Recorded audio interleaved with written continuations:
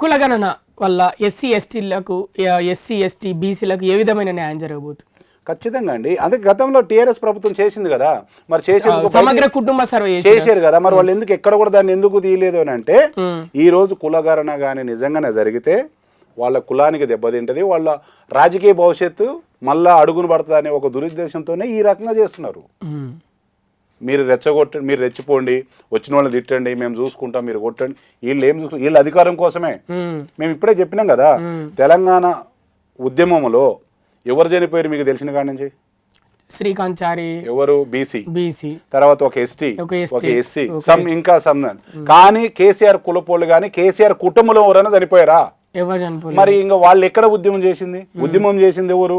మా బీసీ బిడ్డలు, మా ఎస్సీ బిడ్డలు, మా ఎస్టీ బిడ్డలు కదా. మరి వీళ్ళు ఉద్యమం చేశారు.